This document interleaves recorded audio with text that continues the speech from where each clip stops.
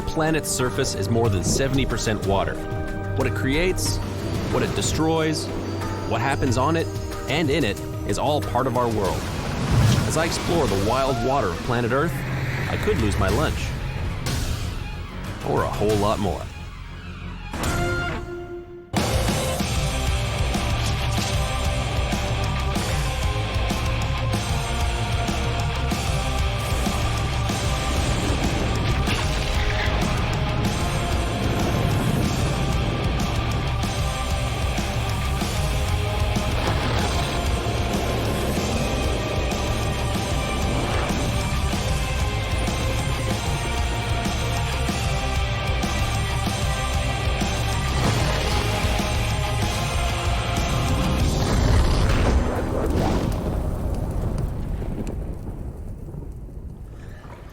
Man has had many reasons to fear the water, not just for its waves and power, but also for what lies beneath. No animal is more feared than the one I'm going to look for, near Guadalupe Island, 150 kilometers off the Baja Peninsula in the Pacific Ocean. Each year, about 5 people are killed by sharks, yet 38 million sharks are killed by people, often for nothing more than a bowl of shark fin soup. What's the state of this shark population? What's the state of the oceans? I'm heading south to try and find some answers. Tiny Guadalupe Island is one of the best spots in the world to get close to the ocean's most feared inhabitant. This is where the journey really begins, here at H&M Landing in San Diego. The next 5 days are going to be spent on the boat, in the water, and in the shark cage, surrounded by some of the biggest and baddest great white sharks in the world.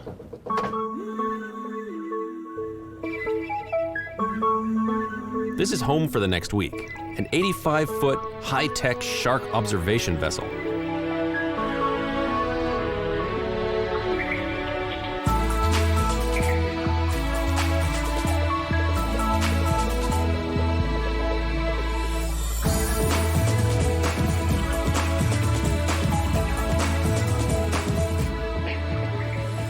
As we head for open ocean, our captain fills me in on what kind of conditions to expect.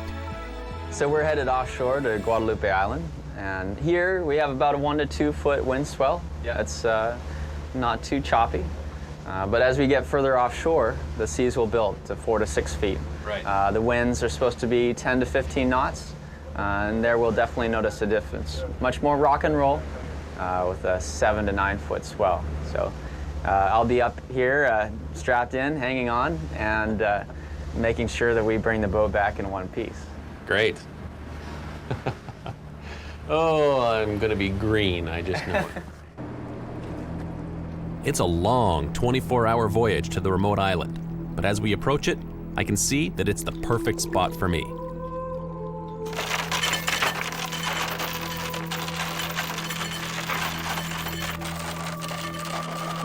can actually tell that Guadalupe used to be an old ancient volcano.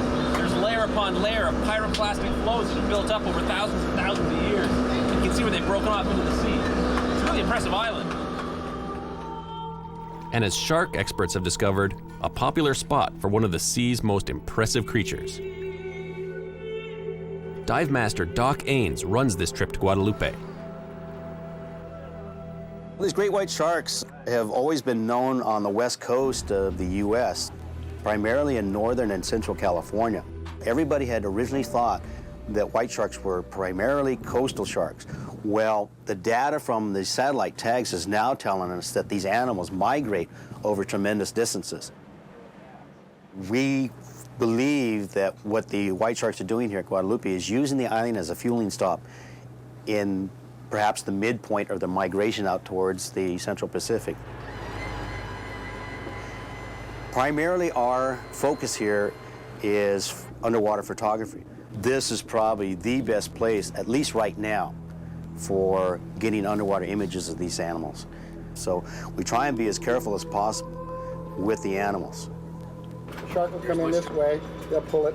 Shark will come in this way, they'll pull it. Bob Gladden is the ship's photography expert and has spent many hours underwater with the great whites. They have a personality to start with.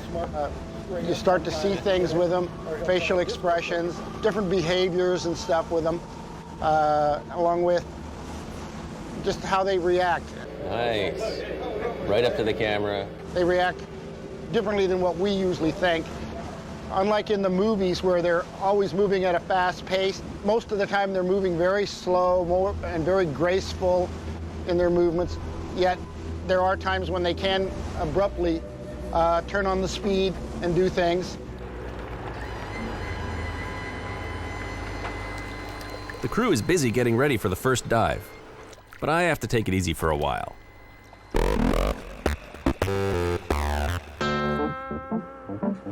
Even though it's beautiful, bright sunshine, the swells here are still pretty heavy, and there's been a few times here on this trip where I've been rather ill from the rocking of this boat. And I guess it's another part of the water that can certainly take you out.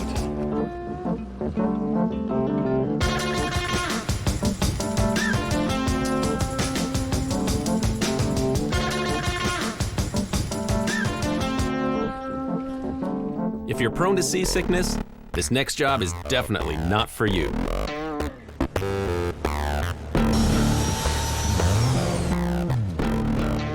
Recycle, recycle. Once San Diego's tuna fishermen are finished filleting the fish for human consumption, they give the remains to Doc Ains to return to the sea. Nothing but the finest for my sharkies. If you want great whites to visit you, this is the best invitation. This stuff is like a fish magnet. Soup's on.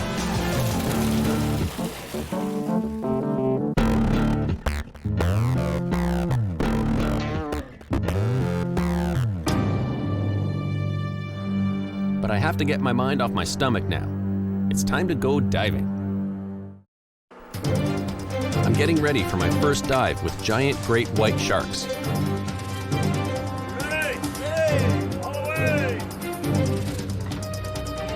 Finally, the cages go in. The crew is like a well-oiled machine.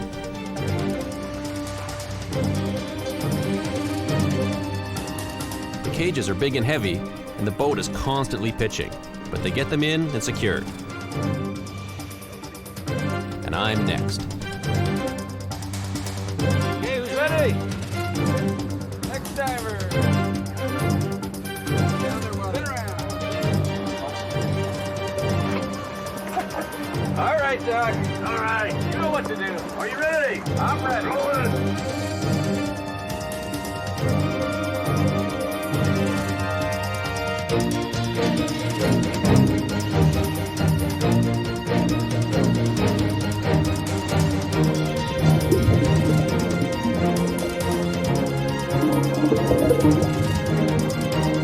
The visibility here is incredible.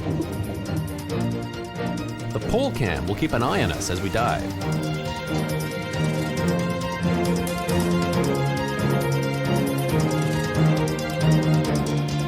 I settle into the cage, and the crew sets the bait.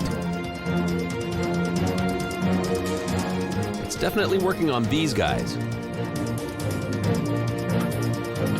Now I just have to wait for the really big fish.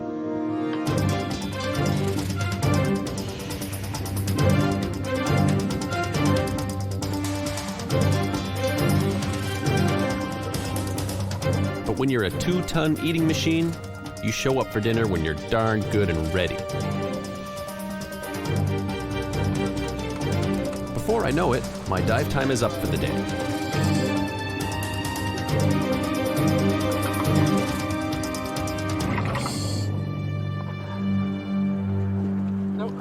No sharks yet.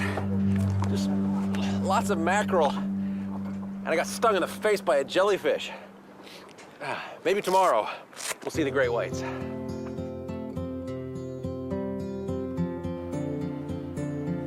As the first dive day winds down, we rest and check out the day's footage and hope for success tomorrow.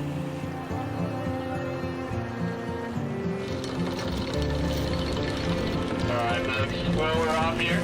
Alright, well now's the time to ensure all your gear is secured, low and tight.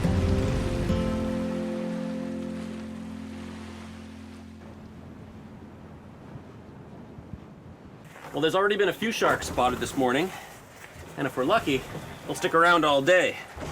If we're really lucky, we'll get to see a big one that's maybe 12 or 14 feet long. If we're really lucky. And today is our lucky day. White shark! White shark! Yes, right there! Good! Go directly in the rotation! Group A! Group A! A huge great white is spotted, and in seconds, I'm in the water.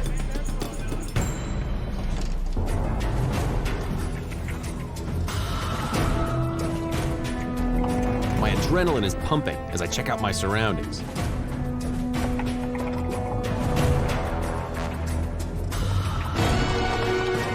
From out of nowhere, the biggest shark I've ever seen. This thing is the size of a tank. It's all I can do to hang on to my camera as it passes inches by me and tears into the tuna heads. And then, from below, another one, just as big.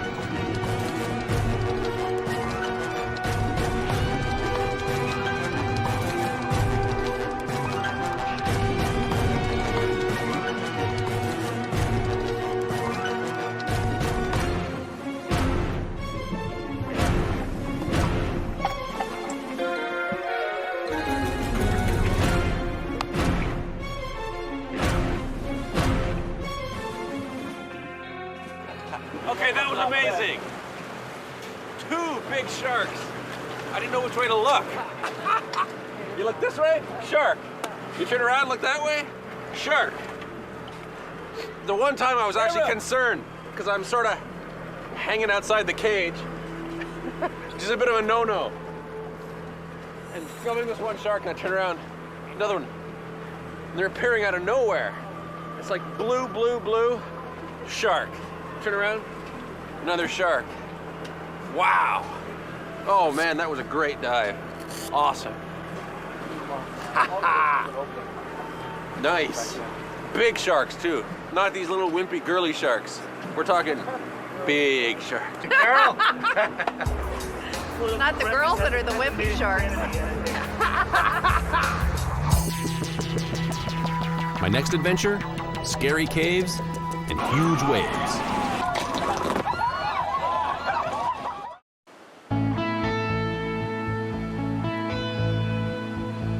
In a remote corner of northeastern Ontario, this powerful river combined with natural chemicals and time to secretly carve out an amazing underground cave system.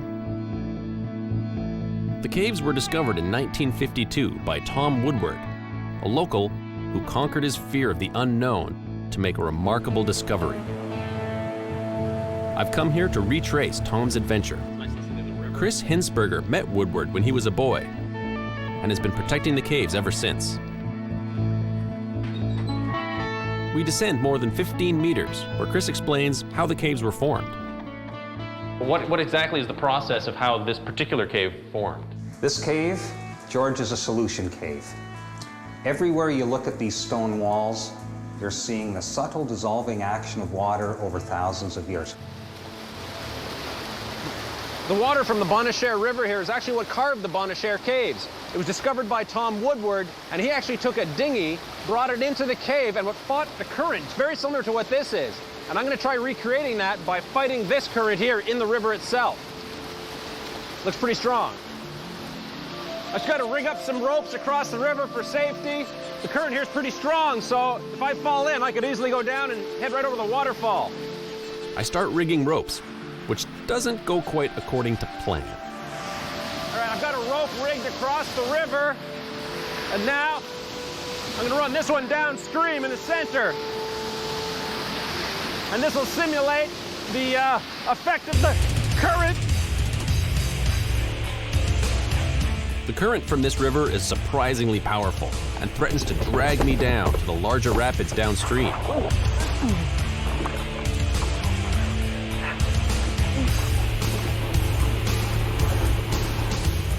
But luckily, I catch an eddy and manage to swim out.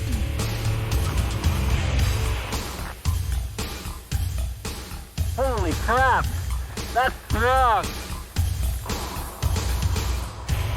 Man, The current just swept my feet out from under me. You think it's, you think you can stand up in that kind of thing, but whew, I'm glad I had that safety line. I could actually hold on to it and slow my descent down the river, downstream, but I had a bit of a scare there.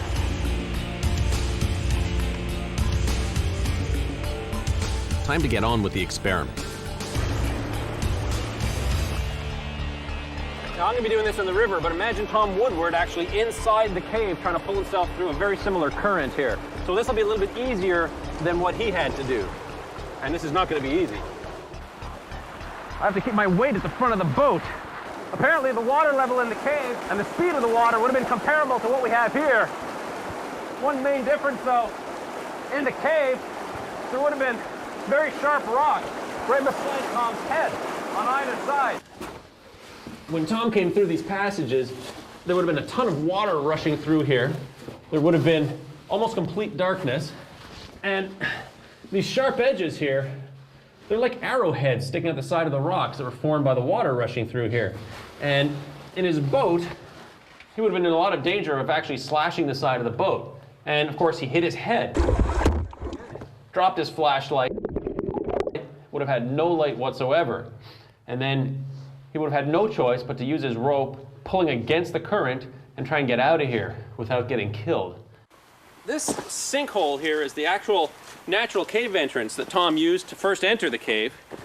He would have dragged his boat down in the ice and snow of the winter, lugged it down this slope, and actually dumped it into the water and made his first exploration into the cave.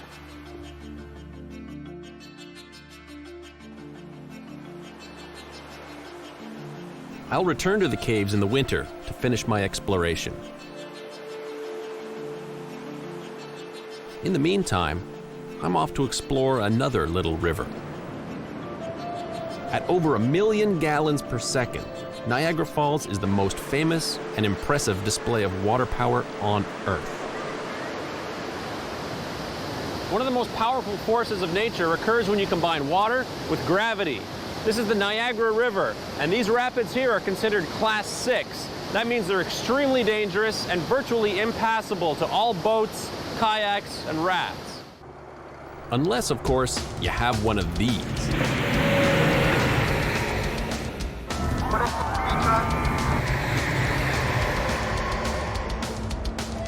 Time to get on the jet boat. All I need now is my sexy outfit. Let's get wet.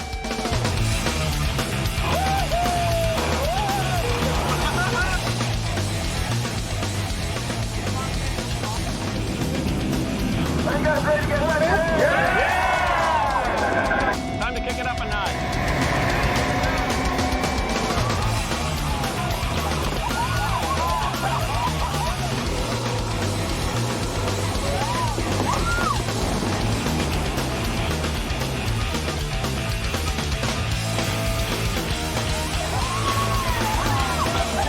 This is a warm-up.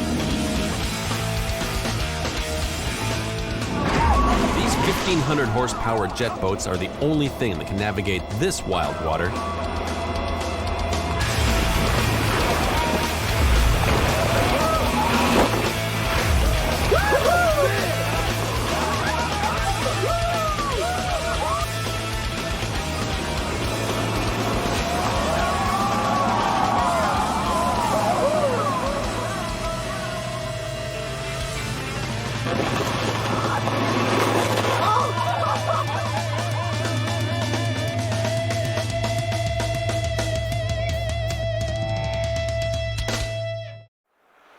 I've returned to northeastern Ontario in the winter to continue Tom's cave adventure. Taking a boat into an unexplored cave is crazy enough even in the best of conditions. But he did it in the dead of winter like it is now. So of course, that's how I have to do it. The frozen conditions make it tough to get into the cave's original entry point.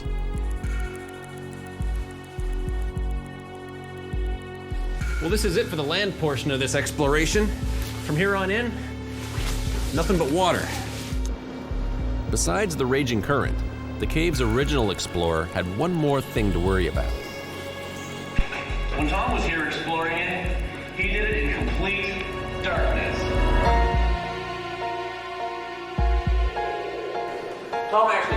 one and only flashlight. He never did find it. Because of that, he was trapped, he was stuck, not knowing when he was going to bump his head or when he was going to see the light of day ever again.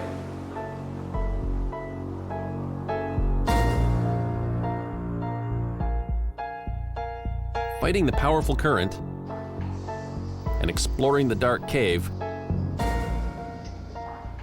full of nothing but bats and freezing water, I'm getting a good idea of what Tom Woodward experienced on his wild water adventure. These ancient caves, the mighty Niagara, and the oceans that are home to these magnificent creatures prove the influence that water has on the natural world.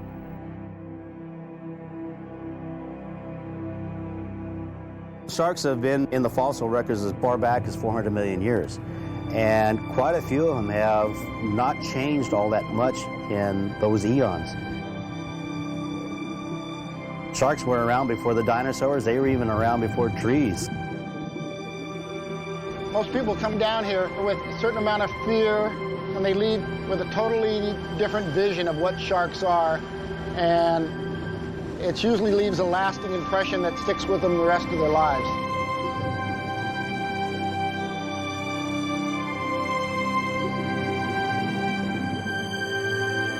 These creatures have been adapting to our changing planet for millions of years, and although Guadalupe Island appears to have a healthy shark population, these animals are being depleted worldwide at an alarming rate. Like sharks, we are dependent on the well-being of the world's water ecosystems. But only we have the power to destroy or preserve our blue planet.